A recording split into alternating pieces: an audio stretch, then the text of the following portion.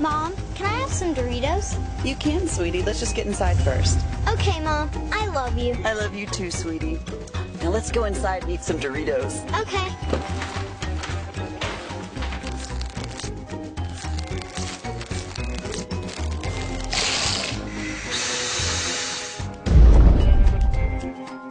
Tastes so good.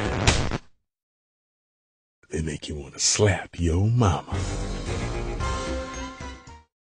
How did you end up in Charlotte? After I got married and we were living in Tampa, and then my ex-husband got transferred to Charlotte. But before that, I loved Charlotte. We came here and visited, like on vacation, and I thought, what a beautiful city. I would love to live there one day. And then he got an opportunity to transfer, so we came here. Were you thinking about acting at that point? No. Not at that point. Nope. Nope. It just kind of hit me. I don't know. It was really strange. It was like, you know, when you put something off and you put something off and you put something off, then suddenly you get like that tickle in your stomach, like you have to do it. Mm-hmm. I don't know. That's the only way I can describe it. But it was just like one morning I woke up and it was this sense of urgency that if I was ever going to do it, now was the time. I really had to do it. And I think I applied for some extra gigs is how I first started before I even took acting class, and was an extra on set for a couple of productions. And I loved the environment and the cameras and watching the actors do their thing. And it was like, I just felt at home. I loved everything about it. And I thought, yeah, this is what I want to do, but I want to do it right. So I want to, I had issues. I'm not going to stop right there. I had issues with letting go. I'm a perfectionist. I tended to be a perfectionist, especially back then. And what acting class did for me, and I do know people that are brilliant actors that have never taken an acting class, but for me what it did was it taught me how to not be a perfectionist and how to see beauty in imperfection.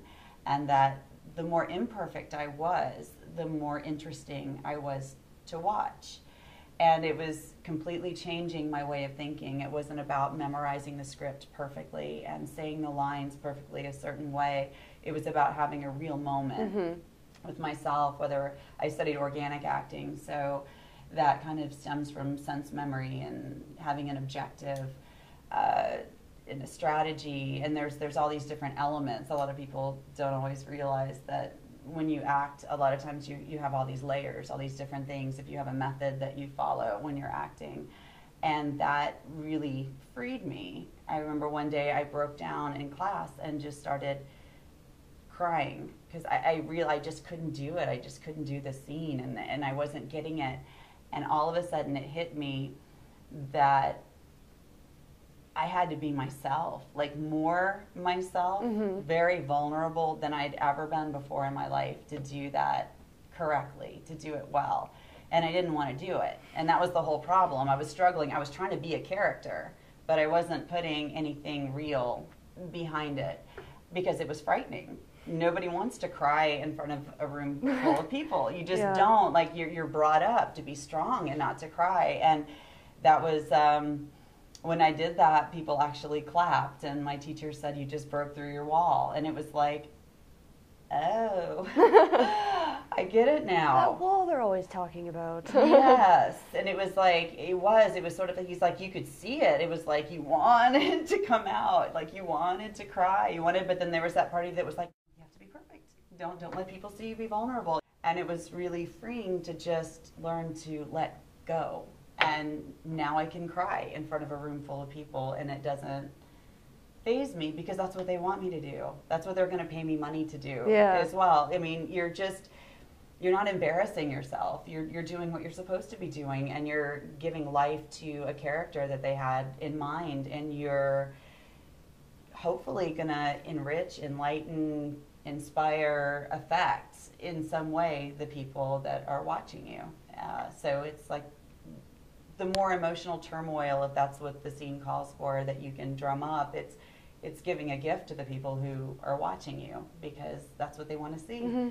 You know, it's kind of fun to see people break down and have those moments. Completely unravel. Yeah, we've all done it, and we've all been there. So to see it, and relate to it and say, yeah, I've been there. Wow, yeah, that's what I looked like when I did that. That's kind of why we watch movies. We want to have shared experiences with people.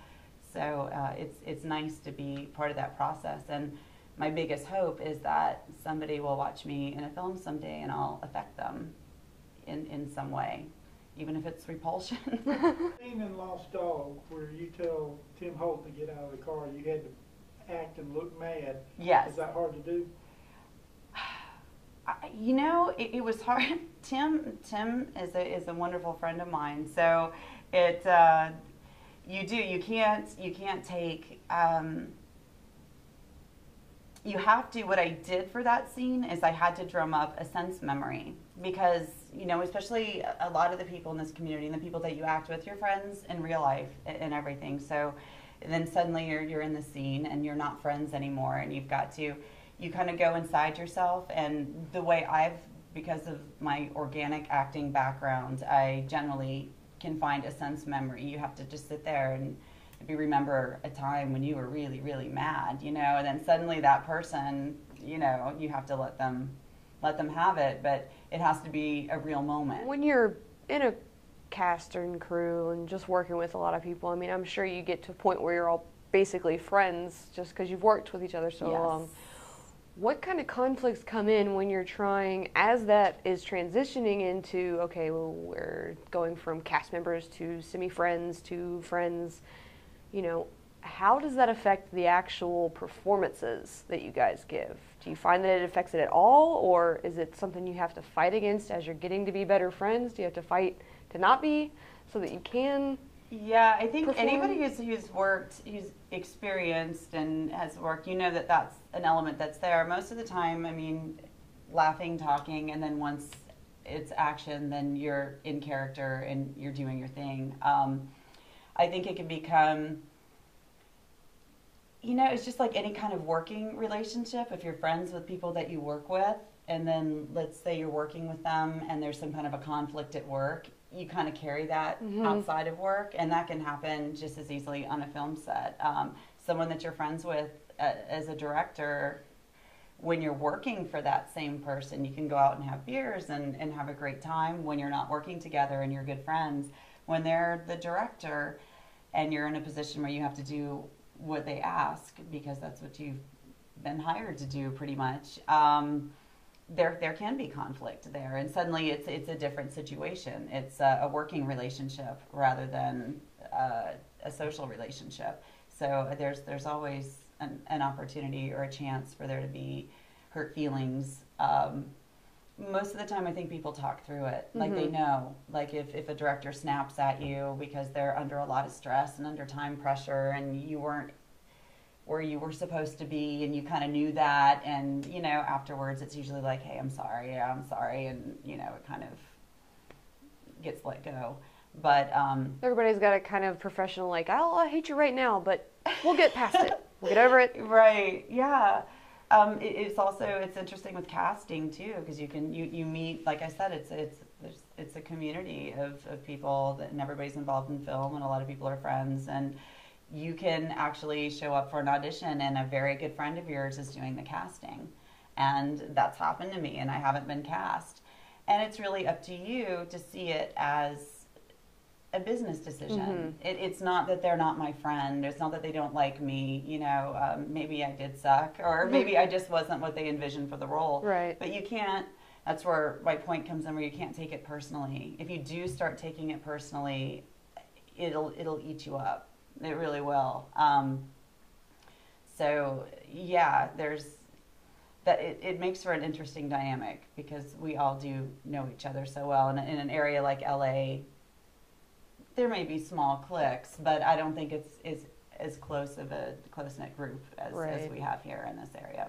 One thing that I was going to recommend, and this is something that some directors, and it's kind of, I don't know if I should, because it's like, it lessens the competition, you know, but the biggest piece of advice I could give people would be, when they don't book an audition, not to email the director. And this, it seems like it would be common sense, but don't email the director or the casting director and ask why you didn't get cast, and demand an answer, or, you know, cop an attitude or send a derogatory email to the casting director or director, because you burned a bridge, you know. And from my perspective, that's less people I have to audition against for the next project, so knock yourself out.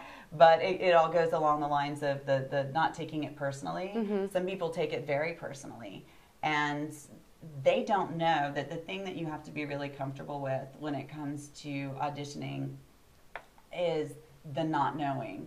If you don't get selected for a project, if you didn't book the gig, you'll most likely never find out why you didn't. For all you know, you could have been neck and neck with the person that they chose, or you could have been football fields away from the person that they chose. But you don't ever find out. You just don't hear anything most of the time. And if you book it, you hear something. So in the beginning, the temptation, I think, is when you don't book something, is to maybe email the director or email the casting director and ask why. Some people have even, you know, been as bold as to, you know, say, well, you told me I nailed it. Why didn't you cast me? I feel like I should have been cast.